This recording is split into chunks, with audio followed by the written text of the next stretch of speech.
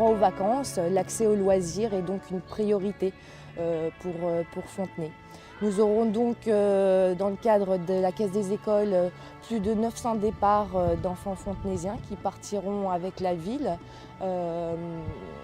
en vacances dans les centres de vacances de Pont-Cirque, Saint-Sulpice ou bien du Grand Bornand.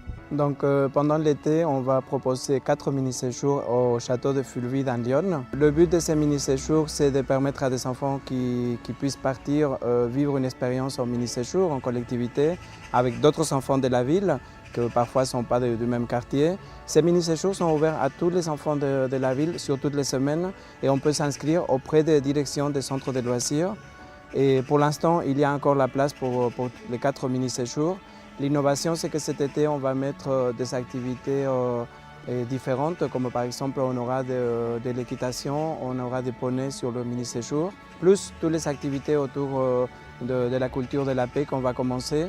Le but, c'est de faire des activités qui vont permettre aux enfants de développer des attitudes de bienveillance et d'empathie et de groupe, et du respect et du vivre ensemble. D'autres destinations seront également proposées, comme Noirmoutier, l'île de Léron, Saint-Palais, mais aussi des séjours linguistiques en Grèce, en Irlande ou bien au Portugal. Les vacances pour les plus grands seront également favorisées grâce au service municipal de la jeunesse.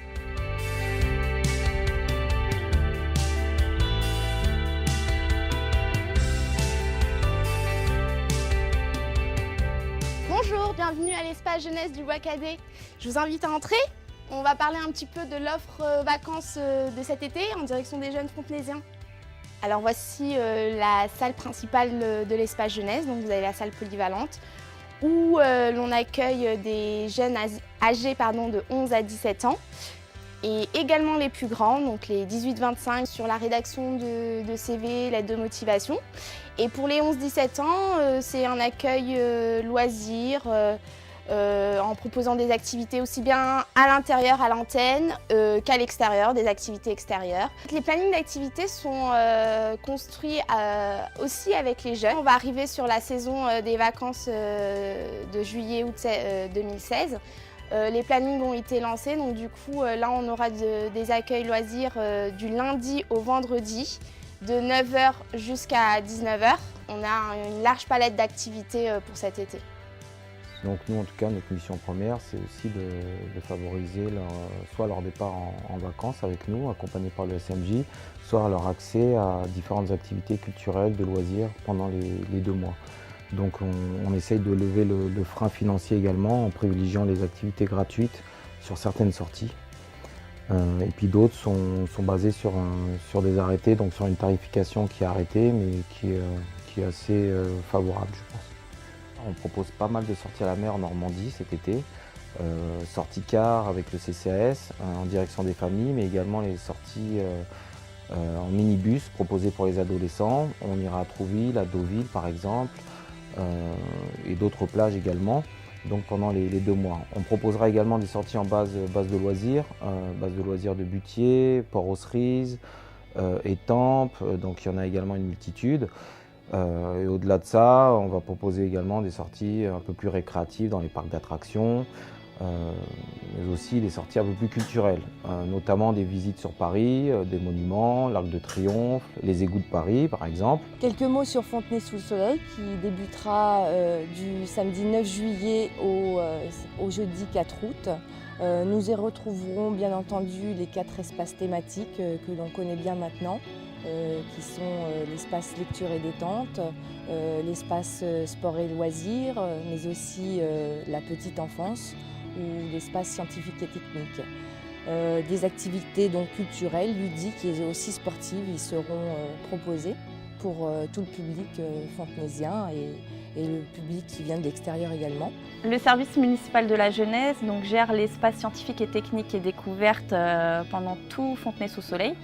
Donc on est ouvert tous les jours de 13 h à 20 h, du lundi au dimanche. Voilà, on est même ouvert les jours fériés. On travaille aussi en partenariat avec différentes associations qui sont spécialisées dans les sciences et techniques. Donc notamment l'association Planète Science, Atome Crochu, On propose également plusieurs activités autour de la danse, de la musique, de la web radio. C'est vraiment un public intergénérationnel, hein. C'est souvent donc des familles qui ne partent pas forcément en vacances en juillet et en août. Donc nous, c'est du 9 au 4 août. Et on a énormément de jeunes de 8 à 14 ans. Le projet de Fontenay-sous-Soleil, c'est-à-dire de permettre à des gens qui ne partent pas en vacances de passer quelques moments de détente à Fontenay même, c'est un chantier qu'on attend et qu'on essaie de bien faire. Je voulais donner une information particulière cette année, c'est la construction d'un chalet qui sert à l'espace restauration par les ateliers.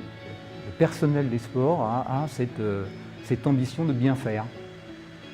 Voilà, alors c'est tous les équipements sportifs, bien entendu, il y en a beaucoup, hein, gonflables ou tracés au sol, ou du matériel de toutes sortes qu'ils ramènent, qu'ils mettent en place, y compris qu'ils réparent. Que tous les jours, il y a quelqu'un du service événement qui passe voir si tout est en place, s'il y a besoin de quelque chose, s'il faut réparer, ramener du matériel. C'est pas seulement le montage, après on s'en va, c'est aussi permettre que tout se déroule bien jusqu'au bout. Le service de l'enfance propose durant tout l'été 8 centres de loisirs ouverts. Donc ils sont ouverts à tous les enfants et à toutes les familles sans préinscription préalable. De ce fait aussi, les familles ont la possibilité de pouvoir payer avec le pass solidaire. Nous allons profiter de ces vacances qui sont les vacances pour les enfants pour travailler autour de la culture de la paix, qui est évidemment, on va dire, d'actualité. Pour ce faire, vu que c'est vraiment les vacances, l'idée c'est de permettre aux enfants de se rencontrer, c'est-à-dire que chaque centre de loisirs, chaque quartier, les enfants puissent vivre des aventures ensemble. Ça, c'est la première chose, parce que ça se vit réellement. Et la deuxième chose aussi, c'est de travailler des activités autour de tout ce qui est de connaissance des autres cultures.